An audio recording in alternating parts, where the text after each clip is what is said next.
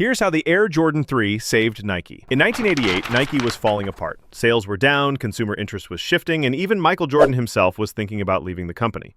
What happened next would not only save Nike, but also redefine sneaker culture and modern athletic branding. By 1988, Nike was in deep trouble. Their sales revenue declined, dominance from competitors in the industry were biting into market share. Competitors like Reebok had surged ahead in sales, especially when it came to the growing aerobics and fitness segments. Reebok, with its fresh styles and appeal to female consumers, became the #1 sneaker brand in the US, outselling Nike and dominating popular culture. Another major issue was Nike's lack of identity in the basketball space. While they had signed Michael Jordan in 1984, the first two Air Jordan models failed to impress him. The Air Jordan 1 was uncomfortable and heavy, and the Air Jordan 2, despite attempts at a luxury Italian aesthetic, lacked cultural appeal and was priced way too high. Jordan began to doubt his future with the company and seriously considered moving to Adidas, a brand he had favored since his youth. Adding to Nike's worries was an internal creative team that was in complete disarray. Designers were being let go left and right, and innovation was stalling. There was no clear direction or vision for how to build a basketball empire, and Nike risked losing the biggest star in the NBA just as he was ascending into global stardom. In this atmosphere of uncertainty, Nike made a bold move. They got sneaker designer Tinker Hatfield to work on the next Air Jordan. Hatfield was not a traditional sneaker designer, but brought a fresh perspective and an understanding of both function and aesthetics. The Air Jordan 3 was unlike anything the market had seen before. It introduced several groundbreaking features that would define the future of sneaker design.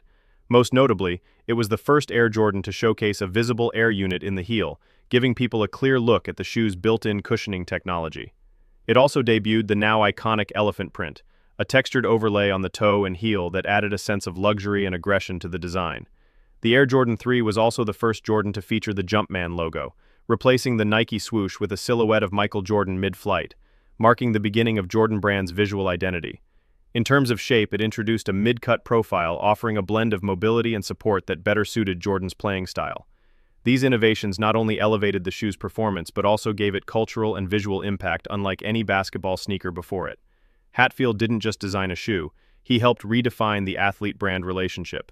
He involved Michael Jordan in the design process, listened to his feedback, and created a sneaker tailored specifically to his playing style. Sales were instant, and colorways came in a variety. The white cement is my personal favorite Air Jordan 3 colorway, and the one that introduced the world to the now legendary silhouette.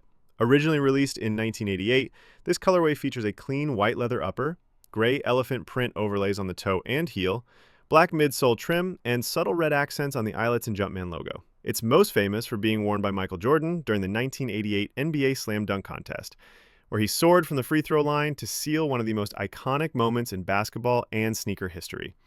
The shoe was reimagined in 2023 with vintage touches, including a yellowed midsole and Nike Air branding on the heel, adding to its nostalgic appeal. The black cement Jordan 3 is another original colorway that has stood the test of time. Released alongside the white cement in 1988, this version swaps the white leather upper for a sleek black tumbled leather, giving the shoe a bolder, more aggressive look. It retains the classic elephant print and fire red accents, but its darker tone gives it a more versatile edge for everyday wear. Michael Jordan wore the black cement during numerous key games in the late 80s, further solidifying its legendary status. With every retro release, it remains one of the most sought-after and praised Jordan 3s by collectors and fans alike. The True Blue Jordan 3 is a standout colorway that took the original design in a bold new direction with its patriotic palette. First released in 1988, the True Blue features a white leather upper with gray elephant print, but what makes it pop are the vibrant royal blue accents on the inner lining, eyelets, and midsole. A fiery red Jumpman on the tongue completes the color contrast. Though not worn by MJ during his Bulls era, it became a fan favorite, especially when he rocked the retro version during his time with the Washington Wizards. Its Nostalgia 2016 re-release featured the original Nike Air branding on the heel, thrilling purists and collectors alike.